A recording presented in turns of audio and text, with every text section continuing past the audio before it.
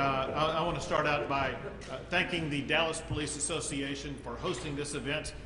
We're proud to have with us many of their tremendous leaders, the people who put their lives on the line every single day to protect their community. They deserve our deepest respect, our greatest gratitude, and I'm just grateful today that they're opening up this facility for this very important announcement. I can't call out all their names. I will mention two of their leaders who will be participating in the press conference today, and that includes the Dallas Police Association President, Michael Mata, as well as the first Vice President and Legislative Chair, Frederick Frazier.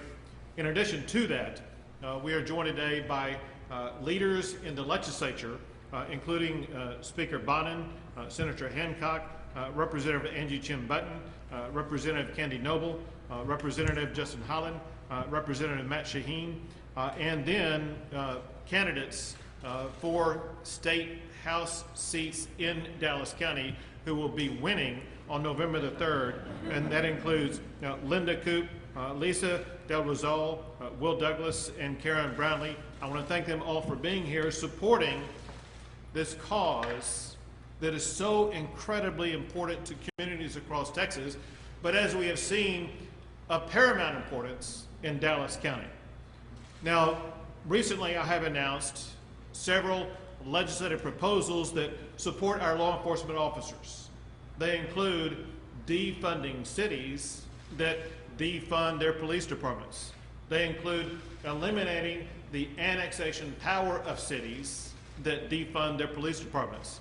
It also includes urging Texans, elected officials, as well as candidates for public office to sign the Back the Blue pledge that I'm proud to tell you that more than 90,000 Texans have already signed, and we hope to exceed 100,000 before the end of this month. Well, today we are announcing more legislative proposals to do even more to protect our law enforcement officers, as well as do more to keep our community safe. And let me set it up with this framework in this context, and that is the Constitution guarantees the right to assemble peaceably. Peaceably is the word that's used in the Constitution. The Constitution does not provide the right to riot, to rob, to loot, to set fires, to physically harm anyone or anything. In Dallas, Texas, in the months of May and June earlier this year, there were people who did protest peacefully, but also there were rioters who ransacked property and who pummeled people. Now, Texas will always defend the First Amendment right to peacefully protest, but Texas is not going to tolerate violence, vandalism, or rioting. So today we're here to announce additional legislative proposals that will criminalize rioting activities. They include these proposals. First, causing injury or destroying property in a riot will be a felony that will lead to jail time. Striking a law enforcement officer during a riot will lead to a mandatory minimum jail sentence of at least 6 months. And this includes striking an officer with things like bricks and bottles and other projectiles. Using lasers to target law enforcement will be a felony that will lead to jail time. Law enforcement officers have been injured or even blinded by lasers, and these lasers impair a law enforcement officer's ability to perform their duties, especially during the time of a riot. Blocking hospital entrances and exits by protesters and rioters will be a felony that will lead to jail time. This was seen most recently in Los Angeles, and it poses a grave danger to the injured in need of urgent medical care. Using fireworks at protests and riots will be a crime that will cause you to go to jail. Law enforcement officers have been injured by fireworks during riots, and fireworks can also sound like gunfire, causing law enforcement officers to react accordingly. And then the sixth one is that some people participate in riots without ever being there. What they do is they aid and they abet riots with funds or organizational assistance. This will be a felony that will lead to jail time. We also propose giving the Attorney General the power to pursue civil penalties against people and organizations that assist in riots. Criminals charged with these offenses must remain in jail at least until their first court appearance. This will prevent the mockery of the revolving door arrest that we saw in Dallas during the riots that occurred earlier this year, and will ensure that these dangerous rioters will not be immediately released back onto the streets to engage in further riots without first having to go before a court appearance. So with that, I want to turn it over to Speaker Bonnet. Thank you, Governor Abbott. And I want to thank Governor Abbott not simply for being here today.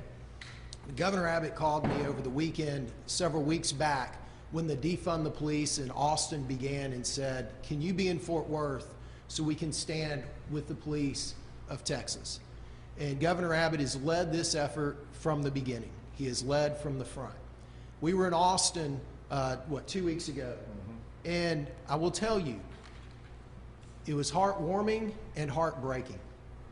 We spoke with the spouses of our police officers in Austin.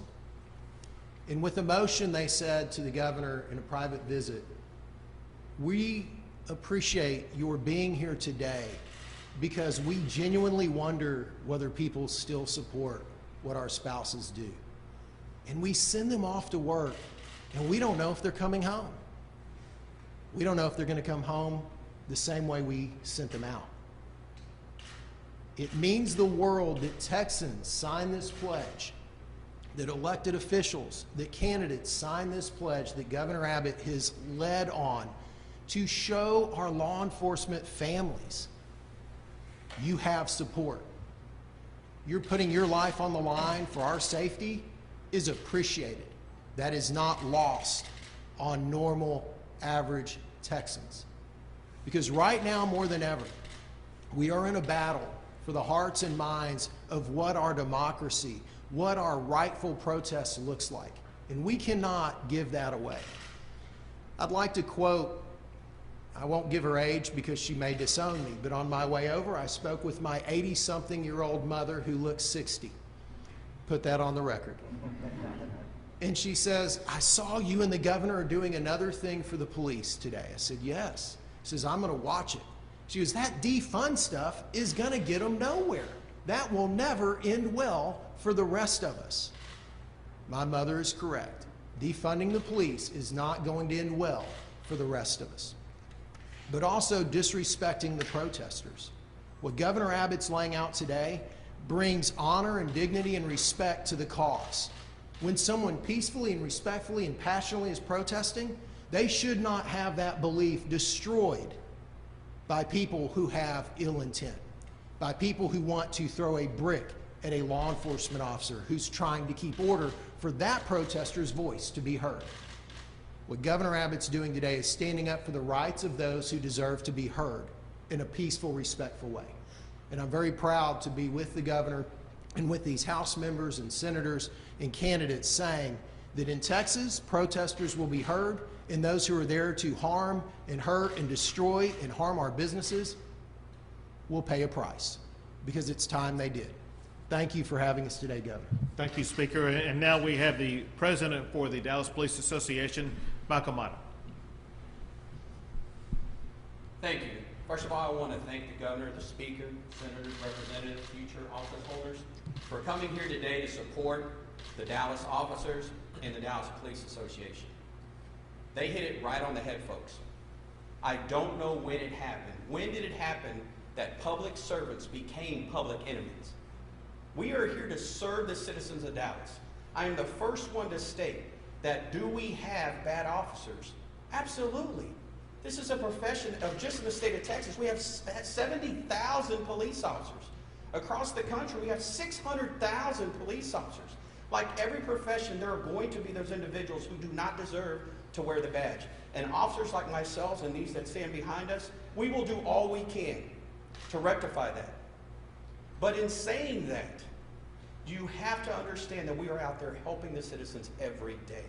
We are out there risking our lives for those that, one, love us, and we're also risking our lives for those that hate us, because they are still citizens of this community, and we have sworn to protect them, and we will continue to do that. Do we have to change our profession? Are there things that we need to fix? Absolutely, but they need to be done in constructive ways. If we're going to take money from police departments, we should not be taking money because somebody's yelling and screaming, telling us we should. If we're going to fix problems, let's fix the problems of homelessness. Let's fix the problems of drug addiction. Let's fix the problems of alcoholism, mental health care. These are the problems that officers are having to deal with that we are not trained to do, not adequately enough. Fix those problems, and if you're going to use money directly for those causes. But to fund special projects just to appease a narrative to say that you're doing something is flawed. And it will risk lives within the city of Dallas, it will risk lives in the state of Texas, and it will risk lives across this country. The Dallas Police Department and its officers are here to serve the citizens, and we will do it honorably, and we will do it professionally. Thank you very much. Thank you very much, President Mata. Now we have Frederick Frazier, the first Vice President and Legislative Chair for the Dallas Police Association.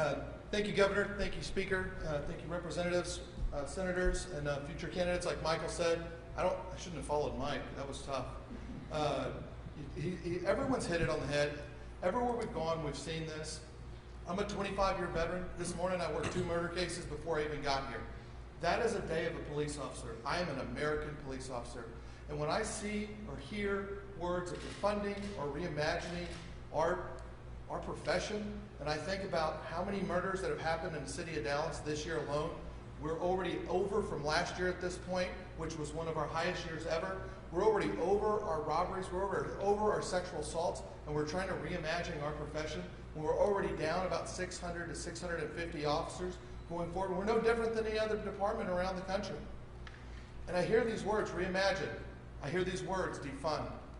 We need to defund the bloated programs that are saying this to us, the politicians that are pushing this narrative. That is what we need to defund. That is what we need to reimagine. We need to reimagine good politicians that want to support and sign that pledge. I'm going to sign that pledge. I'm also a city councilman in McKinney. And I'm going to sign that because I want my department, I want my city to have the resources to take care of it and keep it safe. I want all these people to sign it, all my friends, all my family to sign it because they need those resources. Like the speaker said about his mother, my mother's 84 years old, and this is her subject of every single day. Where do they think they're going to go with this? Nowhere. Because we will win in the end, because no matter what, you're going to have to call 911. Everyone in this room at some point has to call 911, and we are the only people that are going to come. So when you think of redefining or reimagining or defunding, think about what you're asking for. We saw call sheets this last weekend holding for 8 hours in the city of Dallas. Could you imagine you need somebody there and we have an 8-hour wait? Well, those politicians that are pushing this are causing that problem. Those politicians that are out there saying, you need to go burn it down. You need to tear it down because we have insurance. Those are the ones that this is going to affect. Those are the ones that need to be charged. So again, thank you, Governor Abbott. Thank you, Speaker Bonnet, and thank all the representatives that are here and the senators. And I see that Sheriff Whitburn just walked in. Thank you for being here, Sheriff. A true friend of law enforcement right there. And I know there's a whole bunch of the press here that are going to have some questions. And a lot of you have been big backers of Back the Blue. And if you want to go back to all the way back in the 60s, when the Back the Blue slogan started, it started right here in this building by Dale Yarborough. And that's who started the Back the Blue. And so I thank all of you for backing it. Thank you very much. Very well done. We will momentarily be going over, all of us, to sign that pledge, but first we will take a few questions. As you know, there are already laws about entering police officers, damaging property, and rioting. Why do we need these new laws rather than just enforce the ones that already exist? Some of the proposals that I outlined today are enhancements of penalties over existing laws. Obviously, harming a police officer already is on the books. We are increasing the penalty of it and leading, as I pointed out, to mandatory jail time. So it's going to be abundantly clear, if you harm a police officer, you're not going to be walking the streets again for at least 6 months after you commit that crime. So several of these are increasing penalties from being misdemeanors to being felonies. There are some, however, that are new laws, such as We're better protecting those businesses. you know, blocking hospital entrances and exits, which we saw horrifically in Los Angeles, that we expect never to see here. Using fireworks at protests and riots is a new one. Those who aid and abet all of these riots that we see taking place, that is a new one. So there are other, part of what we're laying out are new laws. Other parts impose greater penalties. And then there's the part about this, and that is, we're tired of seeing all these rioters they're rioting.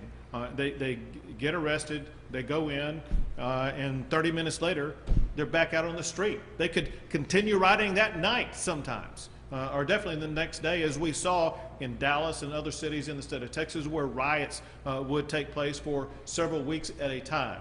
We want to get those rioters off the street, reduce the number of people who are involved in chaos, so it does provide a greater opportunity for the peaceful protesters to be able to undertake their First Amendment rights. Governor, you talk a lot about public safety and protecting police officers. I want to take it to the next step and talk about correctional officers, because they're part of public safety as well. There's been a lot of complaints from family members of prison guards and correctional officers in the state of Texas when it comes to COVID. We even heard the speaker criticize some of the practices of moving one guard to another system where there's no COVID where they come from, but there is COVID where they're going, so they're understaffed. Are you being briefed on what is happening inside of TDCJ when it comes to COVID, and what are you doing about it? So there are several primary goals to be achieved in the Texas Department of Criminal Justice concerning COVID. The lead objective is to reduce the cases of COVID. And there are multiple strategies that TDCJ is using to try to do that with regard both to inmates as well as officers. And it basically is following the best protocol, and that is to isolate those who test positive and keep them separated, but also to surge testing.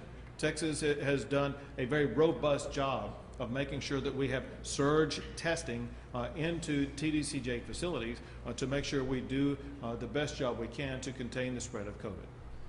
Governor, are there any, how are you, by the way? Doing well. How you doing, Grummer? Okay, are there any reforms? Good. Thank you for your personal regards. Are there any, See you at the Katie Ice House, is that right?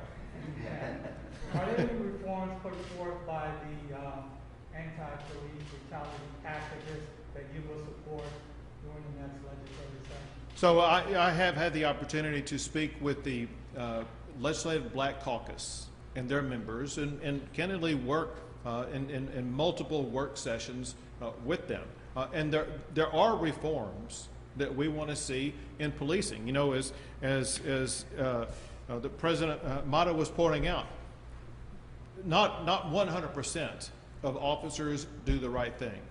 We want to make sure that we see better training for officers. We want to make sure that officers are following what the standards are. We want to make sure officers are using deadly force only when that is the appropriate strategy, and using other alternatives when deadly force is not the right strategy. And so there will be some measures that will be taken to make sure that the state of Texas and law enforcement is doing a better job to make sure that all members of the law enforcement community have the best tools and strategies and training to engage in their profession in the safest way possible for themselves as well as for the general public. And Grummer, let me add real quick. There are members of the Black Caucus who have publicly stated they don't support defunding the police. So let's not, just as the governor's here laying out proposals to give the respect that the First Amendment right to protest deserves and the protection, let's not lump in defunding the police with criminal justice reform. They are two separate and different policy discussions. And I think what many members of the Black Caucus and other groups that you're alluding to would tell you they want to have a robust discussion that they've been allowed to have with the governor and others of us on criminal justice reform, but that's not the same discussion of the ridiculousness of defunding the police. You know, Governor, what would you say? talking about defund police. Can you explain and define what you mean by defund police, and does that include reallocating funds, or does it mean taking money away from police departments? Well, these are gray areas that the legislature, the people behind me, will be engaged in the debates that will fine-tune exactly what it means. Well, we can use some easy and clear standards. One is what was done in Austin, Texas, where generally they reallocated $150 million, some of which they say was used for other purposes that would further the ends of law enforcement, which is dubious at best. But second, I think it was about 30 million of which directly came from defunding law enforcement officers in Austin, Texas.